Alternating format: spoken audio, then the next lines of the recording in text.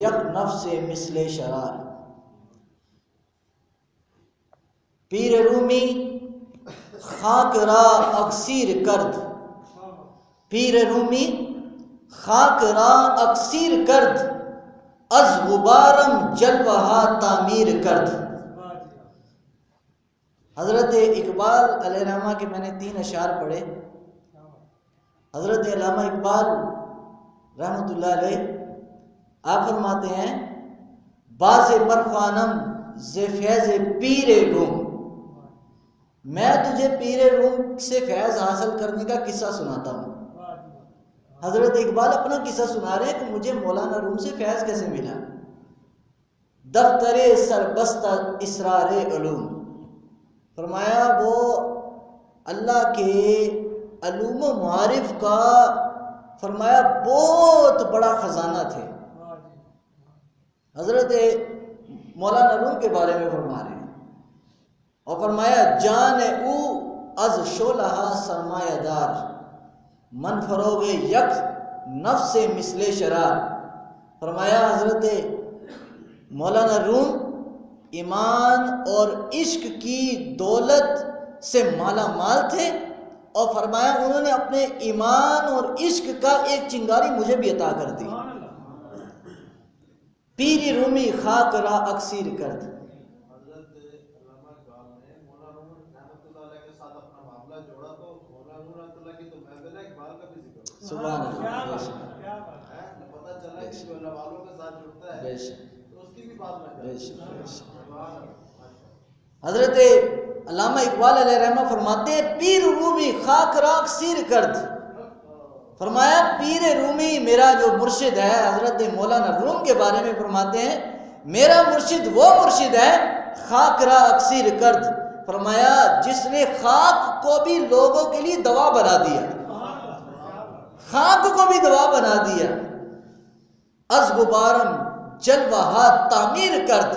اور فرمایا چھوٹا سا جو میں غبار ہوں، اپنے آپ کو غبار، گرد و غبار دیکھتے ہیں نا، غبار جو آپ دھوپ پڑے تو سائے میں آپ کھڑے ہو تو آپ کو دھوپ کی روشنی کے اندر جو چھوٹے چھوٹے ذرے نظر آ رہے ہیں، اس کو غبار کہتے ہیں. کوئی چیز جھاڑو تو غبار نکلتا ہے.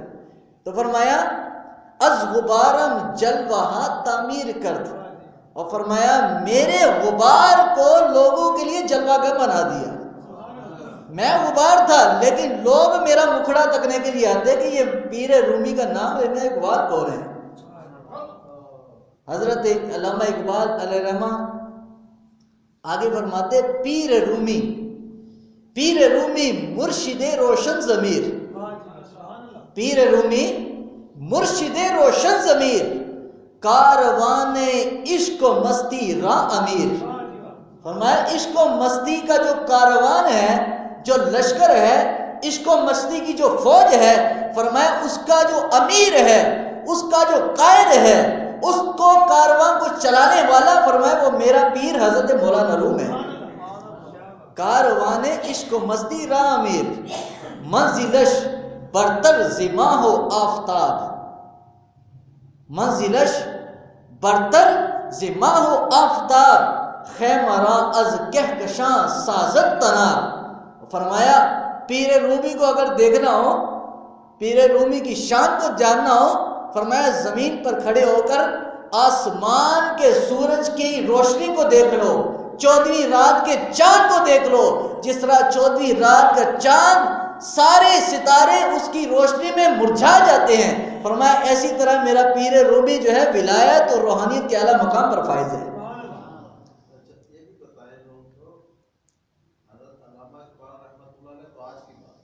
اور جن کے بارے میں وہ اتنی باتیں کر رہے ہیں مولانا روم رحمۃ اللہ کا پیریڈ تو بہت پرانا ہے. جی جی ہاں جی. انہوں نے کیا کچھ نہیں حاصل کر لیا. تو یہاں ایک نقطہ یہ بھی نکلتا ہے بات کا کہ بھائی جو اللہ والوں سے محبت کر لے، جو اللہ والوں کے ساتھ اپنا معاملہ دل کو اپنے مولانا روم رحمۃ اللہ کے ساتھ علامہ اقبال نے اپنے دل کو، حضرت مولانا روم رحمۃ اللہ نے اپنے دل کو مولانا روم رحمۃ اللہ کے دل کے ساتھ جوڑا. تو پھر جو اس میں کرنٹ پیدا ہوا، پھر جو بات پیدا ہوئی، تو کہاں پیریڈ پرانا پیریڈ ہے، پرانا وقت ہے مولانا رحمۃ اللہ علیہ کا جو اپنے وقت گزارا ہے. علامہ اقبال آج جو ہے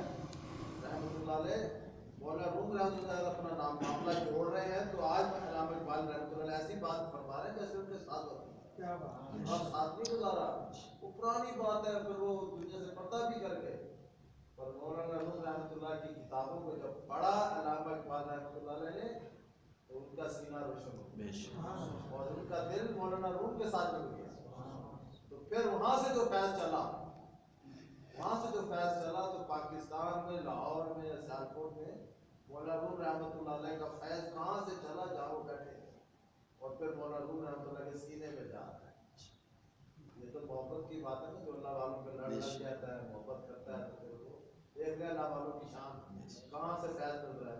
हज़रत अल्लामा इकबाल रहमतुल्लाह अलैह जो कितनी बड़ी बातें कर रहे हैं, कितनी बड़ी शान बयान कर रहे हैं, अल्लाह कैसे रहा जैसे उनके साथ सोबत किया है। अल्लाह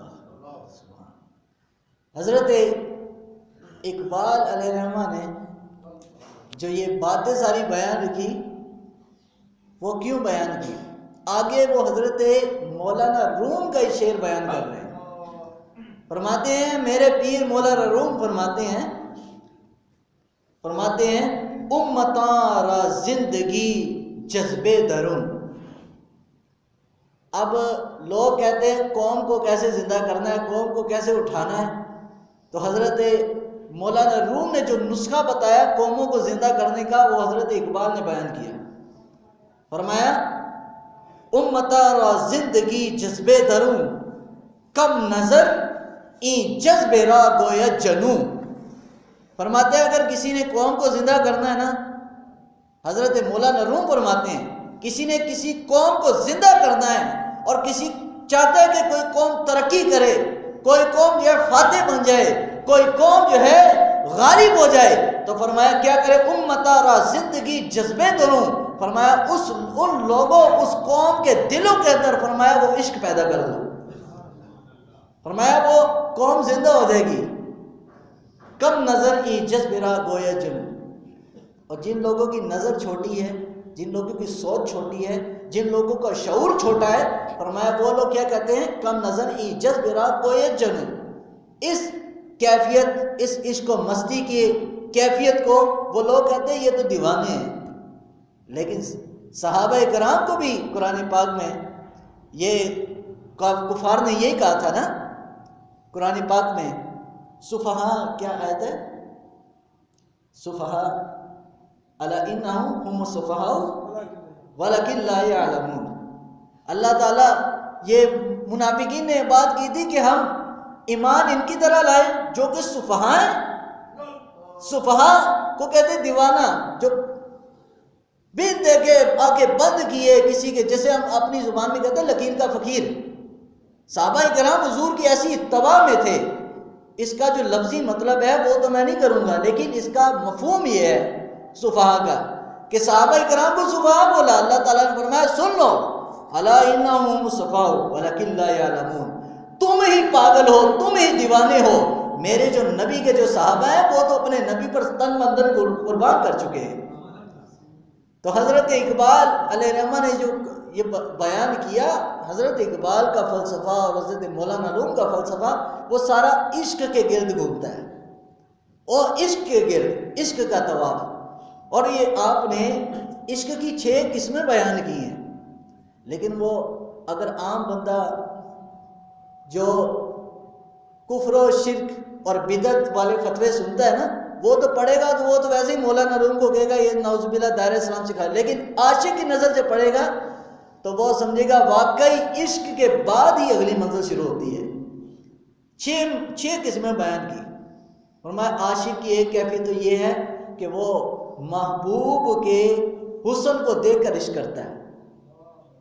कुछ तो खूबसूरती की वजह से इश्क करते हैं कि जनाब वो फलां हीरो जो है बड़ा खूबसूरत है, फलां जनाब औरत बहुत खूबसूरत है, इसी वजह से उसको इश्क मोहब्बत पैदा हो है, ये हुस्न की वजह से। और फरमाया मौलाना रूम रहमतुल्लाह फरमाते बाज़ लोग इश्क करते हैं उसकी जो है शोहरत की वजह से, कि उसके साथ लगेंगे चलो यार साड़ा भी नाम चमक जाएगा, फलां सियासतदान ना लगाएंगे तो जनाब साड़ा भी नाम बन जाएगा। और फरमाते हैं बाज़ लोग इश्क करते हैं अल्लाह की वजह से। और फरमाया सबसे बेहतरीन इश्क यही है, سب سے بہترین، اس لیے کہ حضور نے فرمایا نا تم میں سے تب تک کوئی ایمان کی شیرینی بھی نہیں چکھ سکتا، ایمان کی لذت اور مٹھاس کو نہیں پا سکتا۔ حضور نے فرمایا کہ جب تک اللہ کی رضا کے لیے اللہ کی مخلوق کے ساتھ وہ محبت نہ کرے۔ تو حضرت مولانا روم رحمۃ اللہ علیہ نے جو ایک اور شعر بہت زبردست، میں نے اس میں نشان لگا لیا، ہے تو بہت سارے اشعار ہیں لیکن جو محفل سے مناسبت رکھتے ہیں وہ میں نے بیان کر دی، کیونکہ حضرت مولانا روم رحمۃ اللہ علیہ نے ہر جو حدیثیں ہیں اس کو عربی فارسی شعروں کے اندر ڈال دیا، حدیثوں کو، قرآن کے واقعات کو، حضرت ابراہیم کے واقعات کو فارسی کے اندر، یعنی یہ ایسے ہی ہے کہ جیسے آپ سمجھ لو کہ فارسی کا قرآن ہے۔ یہ کسی نے حدیث پڑھنی ہو تو فارسی میں حدیث ہے، مولانا روم کا کلام، لیکن چونکہ خالی اپنے عشق تک نہیں بلکہ ایک میسیج آگے پہنچانا ہے کہ جو اس دور کے لوگوں کی ضرورت ہے۔ حضرت مولانا روم فرماتے ہیں، یہ مبارک صاحب رحمۃ اللہ علیہ کا میں بیان سن رہا تھا تو مبارک صاحب بھی مولانا روم کا جو شعر تھا وہ ایک بڑی ترنم کے اندر اور بڑی طرز کے اندر پڑھ رہے تھے۔ انشاءاللہ میں بھی کوشش کرتا ہوں تاکہ آپ لوگوں کو جو ہے وہ ذوق مل جائے۔